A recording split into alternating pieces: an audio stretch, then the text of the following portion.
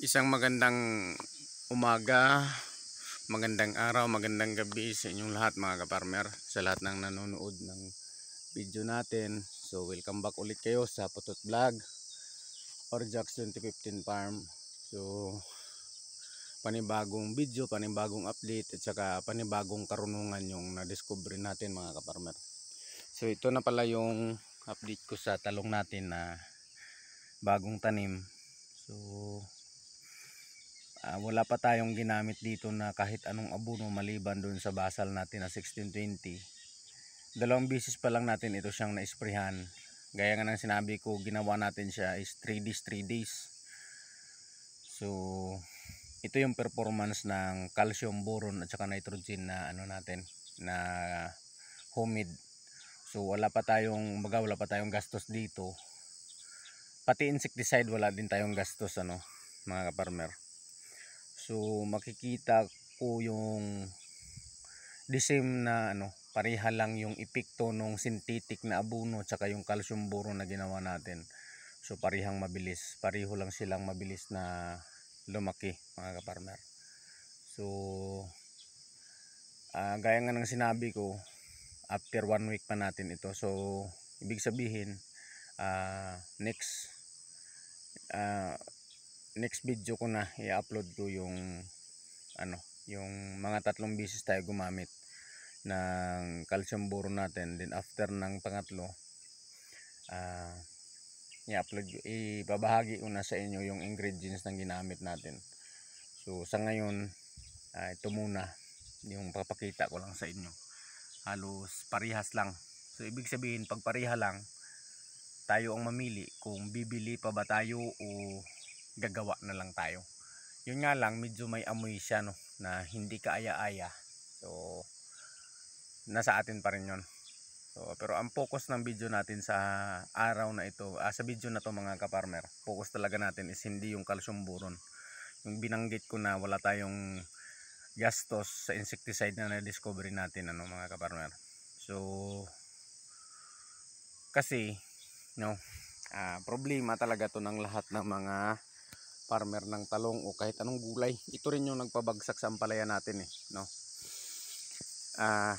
itong yan, nakikita siguro ninyo yung sa likod niyan, halos walang gumagalaw kasi maliban sa umaga ngayon, patay talaga yan sila. So punta tayo dito sa ibang puno, tumatandang puno natin, harbisan natin, may mga patay din yan. So mayroong mga patay dyan na hindi yan nalilipad kasi hindi talaga yan siya lilipad o wala kang makita na lumilipad kasi patay nga yan. Pero mayroon talaga na lumilipad pa naman pero ito sigurado talaga siya na patay talaga ito. So ibig sabihin systemic yung in-spray natin na insecticide dito. Kasi pag nakakuan siya dito, nakapatong siya, patay rin siya Dong? Systemic dong. Tapos itong hayop na ito, yung piste na ito, yan makikita ninyo parang kabayo tawag ko dyan. May simple move lang yan pero pwerte talaga sa piste din yan. Yan, ang makapatay nito is gold at saka Bio Optimax. Pero palagay ko hindi ito natamaan nung pag-spray natin. Systemic siya kay kada hapon nila Drio.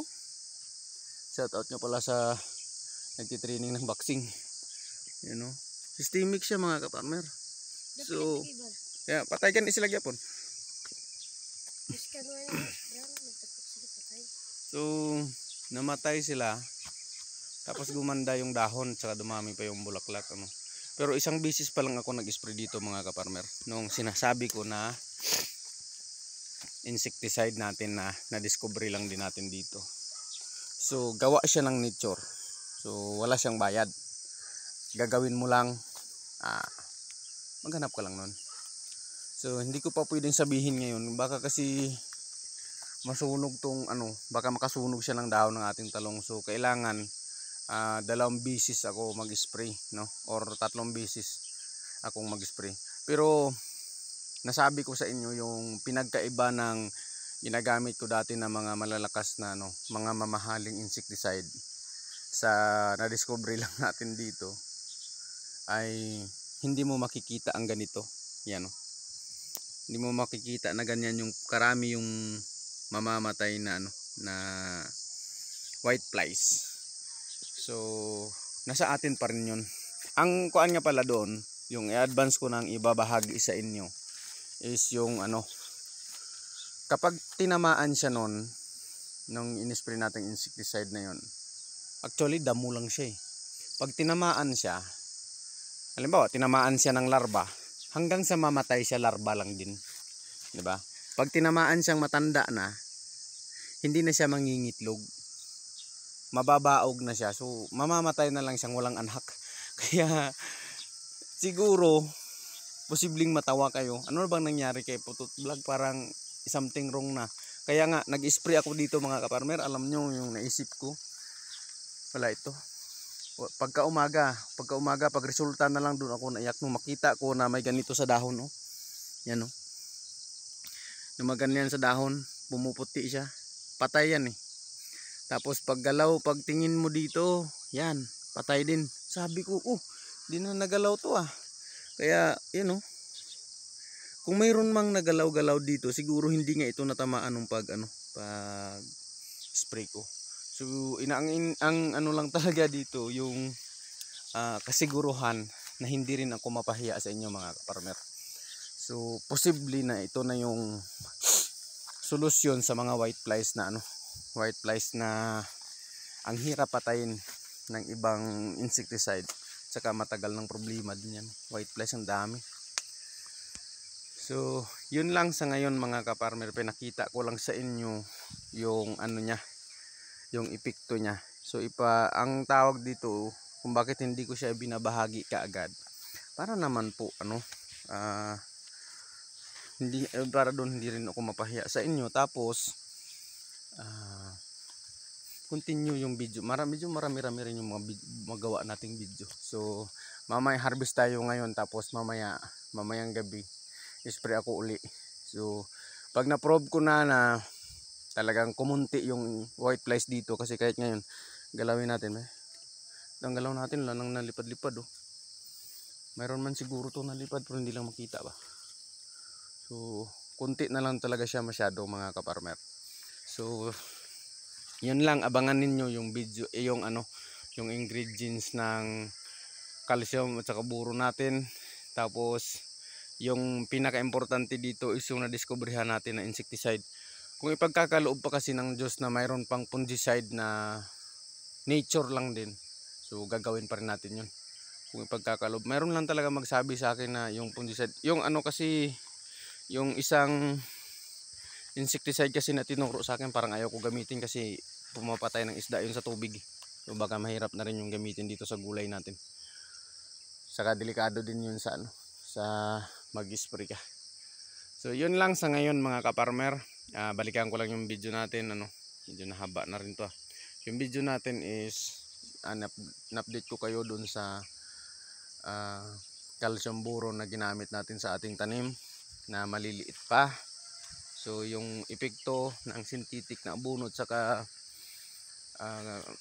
calcium boron natin is pareha lang. Tapos yung insecticide na damo lang siya, pero proven na laking tulong sa atin yun mga kaparmer. So yun lang sa muli, shout out sa kay Sir Joseph Pipundo, saka salamat sa mga nag-comment sa atin, nasagot natin, sumagot tayo ron. Saka salamat sa mga bagong subscriber at saka sa patuloy na pagsuporta ninyo mga kaparmer. Yan na, taba na niya na. So sa ngayon mga kaparmer, salamat sa Diyos at patuloy nawang ingatan ng Diyos ang inyong maliit na sangbahayan at gantihin ang inyong kabutihan sa munti kong channel. So yun lang mga kaparmer, salamat sa Diyos.